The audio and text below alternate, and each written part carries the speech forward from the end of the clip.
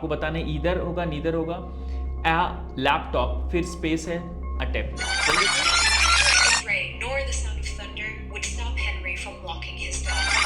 Equal जो चीजें हैं जैसे फ्रेजेस हो गया, तो हो जाइए तैयार बनने के लिए ज़्यादा समझदार। और इस वीडियो में हम डिस्कस करने वाले हैं कोरिलेटिव कंजंक्शंस के बारे में, जो कि इंग्लिश ग्रामर का एक बहुत इंपॉर्टेंट पार्ट है। यहाँ पे सबसे पहले हम डिस्कस करने वाले हैं क्या होता है ये कोरिलेटिव कंजंक्शन, उसके बाद कुछ एग्जांपल्स इसके देखेंगे और उसके बाद आएगा इंफोटेनमेंट, जहाँ पे हम वीडियो दिखाएंगे आपको जो कि आपको बताएगा कि कैसे रियल लाइफ में ये जो कोरिलेटिव कंजंक्शंस है वो यूज आते हैं। हमारे एंड में होगा हमारा क्विज, जिसको आपको अटेम्प्ट करना ही करना है। कहीं ना कहीं ये क्वेश्चन जो हम क्विज में पूछ रहे हैं वो आपके एग्जामिनेशन से रिलेटेड हो सकते हैं, तो इनको अटेम्प्ट करने से एक तो आपको आइडिया लग जाएगा कि कितना आपने इस वीडियो से सीखा है, और दूसरा आपको प्रैक्टिस भी हो जाएगा। तो प्लीज कमेंट कीजिएगा क्विज का आंसर जो भी हम एंड में आपसे पूछने वाले हैं, और बने रहिए हमारे साथ। स्टार्ट करते हैं हम डिस्क्रिप्शन के साथ, क्या होता है ये correlative conjunction. So correlative conjunctions are pairs of conjunctions. ये पेयर होता है एक्चुअली, कंजंक्शंस के बारे में हमने ऑलरेडी देख लिया है, ठीक है, लेकिन यहाँ पे कोरिलेटिव कंजंक्शंस में पेयर ऑफ कंजंक्शंस आएंगे, पेयर आएंगे। So are pair of conjunctions that work together to join equal elements in a sentence.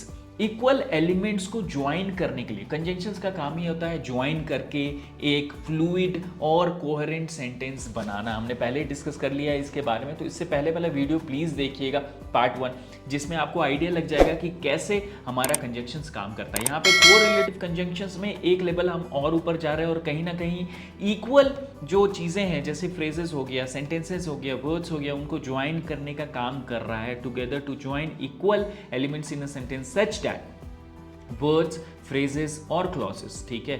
These conjunctions help provide clarity and emphasis to sentences. कहीं ना कहीं ये clarity provide करता है और emphasis to the sentence by connecting parallel structures, ठीक है। अगर आपको किसी चीज़ पे जोर डालना है, ठीक है, अगर आपको किसी चीज़ पे एम्फेसिस करना है, ज़्यादा क्लैरिटी चाहिए, तो आप कोरिलेटिव कंजंक्शंस का यूज़ करते हैं। जब मैं आपको एग्जांपल दिखाऊंगा ना, तो आपको क्लैरिटी और ज़्यादा आ जाएगी। तो एम्फेसिस देना हो या फिर आपको ज़्यादा क्लैरिटी देना हो, और जिसमें आपको दो सेंटेंसेस, दो क्लॉजेस, दो वर्ड्स को जोड़ना हो और उसको प्रेजेंट करना हो, बोलना या लिखना हो, तो आपको कोरिलेटिव कंजंक्शंस का यूज़ करना होगा। यहाँ पे कुछ एग्जांपल्स है वो देख लीजिए। सबसे पहला है ईदर और। ये एक कोरिलेटिव कंजंक्शन है जिसमें एक से ज़्यादा कंजंक्शन है। आप देखिए इधर भी एक कंजंक्शन है और भी एक कंजंक्शन है। और के बारे में, एंड के बारे में, बट के बारे में, बिकॉज के बारे में, ये सारे चारों कंजंक्शन है उसके बारे में ऑलरेडी हमने एक वीडियो बना दिया है और अपलोड भी कर दिया आपके लिए हमारे चैनल पे। तो प्लीज़ उसको आपने नहीं देखा है तो उसको पहले देख के आए इस वीडियो को खत्म करने से पहले। Use to present two alternative or choices. Either or जो है ना, ये जो कोरिलेटिव कंजंक्शंस है, use to present two alternatives or choices. ये दो ऑल्टरनेटिव या चॉइसेस को रिप्रेजेंट करने में, प्रेजेंट करने में हमारा हेल्प करता है। Example, you can either have tea or coffee. या तो आप टी ले सकते हैं या तो आप कॉफी ले सकते हैं। You can either have tea or coffee. You can either have this way or that वे। आप ये रास्ता ले सकते हैं या वो रास्ता ले सकते हैं, है ना। तो कहीं ना कहीं जब चॉइसेस हमें देना होता है, प्रेजेंट ऑल्टरनेटिव्स और चॉइसेस, तो हम इधर या और का यूज करते हैं। इधर दिस स्टेटमेंट इज ट्रू और दिस स्टेटमेंट इज ट्रू। या तो ये वाला कथन सही है या तो ये कथन सही है। तो कहीं ना कहीं ऐसे यूज आता है हमारा इधर और। नेक्स्ट है हमारा neither nor.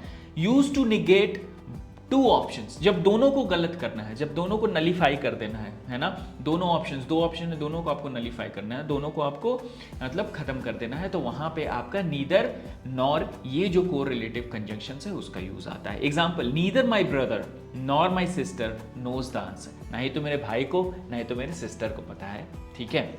Neither I nor my friend knows this answer. तो कहीं ना कहीं आपका दिखाता है कि दोनों जो है, दोनों ऑप्शंस जो है वो नलीफाई हो रहे हैं। नलीफाई मतलब नेगेट हो रहे हैं, खत्म हो रहे हैं, ठीक है। So neither I nor my wife will go to the party. ऐसे करके बोल दिया, ना ही मैं ना तो हो जाएंगी। Neither this statement nor this statement is true. ना ही तो आपका ये बात सही है ना ये बात सही है, दोनों में से कोई बात सही नहीं है, तो दोनों नलीफाई हो रहा है। तो इस तरीके से हमारा नीदर और नॉर यूज होता है। नेक्स्ट है हमारा not only but also. Not only but also, ये बहुत सारे एग्जाम्स में पूछे जाते हैं, है ना। एफकेट एग्जाम हो गया, एनडीए का एग्जाम हो गया, या तो आपका एसएससी सीजीएल का एग्जाम हो गया, ये सारे एग्जाम्स में कहीं ना कहीं ये क्वेश्चंस इस टॉपिक से आ सकते हैं। So not only but also use to emphasize that both parts of the sentence are true, दोनों पार्ट जो है सेंटेंस के ट्रू। अब एक चीज समझिए, ये कंजंक्शंस क्या करते हैं, सेंटेंसेस, फ्रेजेस, क्लॉजेस, वर्ड्स को जोड़ते हैं। अब कोरिलेटिव कंजंक्शंस जो है हमारा नॉट ओनली बट ऑल्सो, ये जोड़ता तो है, लेकिन एक चीज और है, ये बताता है या एम्फेसाइज करता है that both parts are true, दोनों के दोनों सही हैं। जैसे नीदर नॉट में दोनों को नलिफाई कर दे रहे थे कि दोनों के दोनों गलत है, या फिर दोनों का दोनों यूजलेस है। कहीं ना कहीं यहाँ पर नॉट ओनली बट ऑल्सो में हम बोल रहे हैं कि भाई जोर डाल के बोल रहे हैं कि भाई दोनों सही है। She is not only talented singer but also excellent dancer, ना ही वो सिर्फ टैलेंटेड सिंगर है, ये तो ट्रू है भाई, सिंगर तो है ही, और एक अच्छा डांसर भी है, तो सिंगर के साथ डांसर भी है, दोनों का दोनों बात सही है ना। He is not only a good scientist but also a good father, ठीक है, वो ना सिर्फ एक साइंटिस्ट, अच्छे साइंटिस्ट है, बट अच्छे पिता भी है, तो दोनों की दोनों बात सही है ना। तो कहीं ना कहीं जब हमारा not only but also use होता है कोरिलेटिव कंजंक्शन, तो हम जोर डालते हैं एक सेंटेंस में, उसको जोड़ के और बोलते हैं कि भाई दोनों सेंटेंस का पार्ट जो है वो सही है। नेक्स्ट हमारा है बोथ एंड, तो बोथ एंड जो है use to add two elements that are equally important, use to add two elements that are equally important, दो एलिमेंट्स को जोड़ने का काम आता है जो कि बहुत दोनों का दोनों जो है इंपॉर्टेंट है। ही is both smart and hard working, ठीक है, जब दोनों इक्वली इंपॉर्टेंट पार्ट्स आते हैं तो हम बोथ एंड का यूज करते हैं, ठीक है। जब हमें एम्फेसिस डालना होता है तो हम किसका यूज करते हैं, नॉट ओनली बट ऑल्सो। जब दोनों को बोलना होता है कि बहुत इंपॉर्टेंट, तो दोनों को दोनों इंपॉर्टेंट है, तो हम यहाँ पे बोथ एंड का यूज करते हैं। He is both smart and hard working, he is both intelligent and honest, he is both या शी